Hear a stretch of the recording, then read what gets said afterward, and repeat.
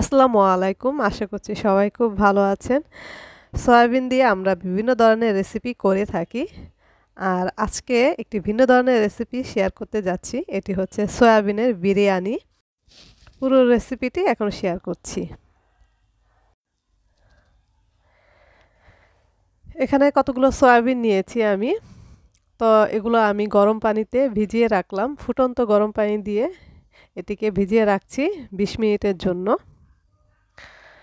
তো ভিজানো হয়ে গেলে এখানে আমি পানিগুলো থেকে সয়াবিনগুলো তুলে নিচ্ছি এভাবে চিপড়িয়ে চিপড়িয়ে, যাতে একটু সয়াবিন পানি না থাকে। আর সয়াবিনগুলো এখন ভেজে নেব।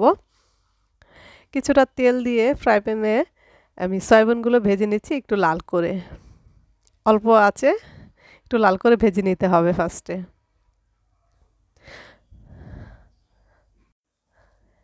এখন তেল দিয়ে দিচ্ছি কিছুটা পেঁয়াজ। একটু লাল করে নেব পেঁয়াজগুলো।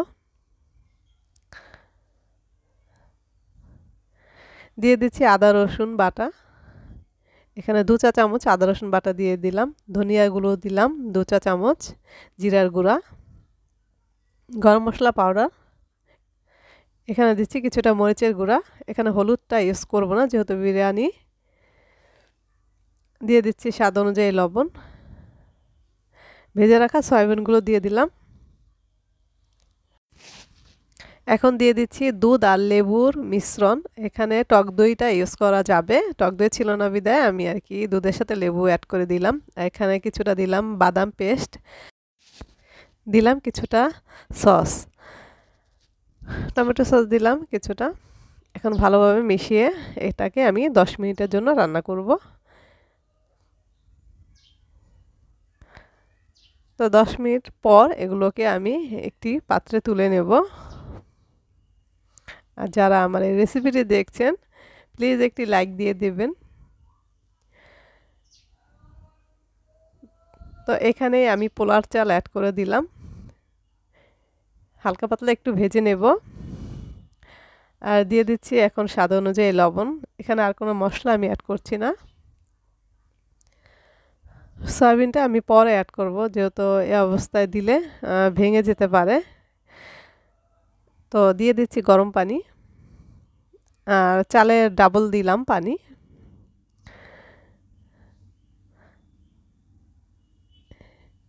তো চালটা যখন 60% সিদ্ধ হয়ে যাবে তখন আমি এখানে দিয়ে দিচ্ছি কেওড়া জল। আর এখন সয়াবিনটা দিয়ে দিচ্ছি। এখন ভালোভাবে এগুলো মিশিয়ে নেব। আর দিয়ে দিচ্ছি কিছুটা ঘি।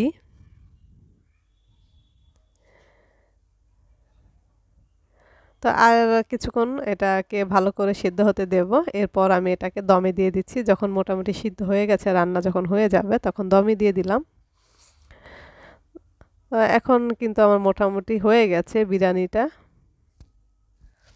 তো দমে রেখে দেবো 10 মিনিটের জন্য, এরপরে নামিয়ে ফেলবো। তো আমার রেডি হয়ে গেল সয়াবিনের বিরিয়ানি।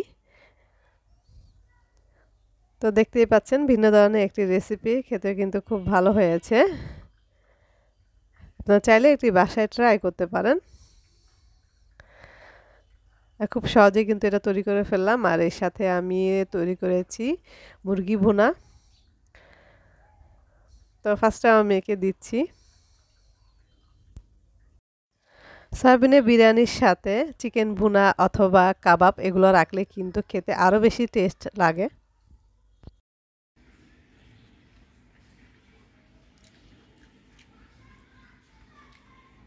গাইস, এটা এত মজা, তোমরা সবাই এটা বাড়িতে ট্রাই করবা। তো রেসিপিটি ভালো লেগে থাকলে আমার চ্যানেলটিকে সাবস্ক্রাইব করে পাশে থাকা বেল বাটনটি ক্লিক করে দিবেন। সবাই ভালো থাকবেন। আল্লাহ হাফেজ।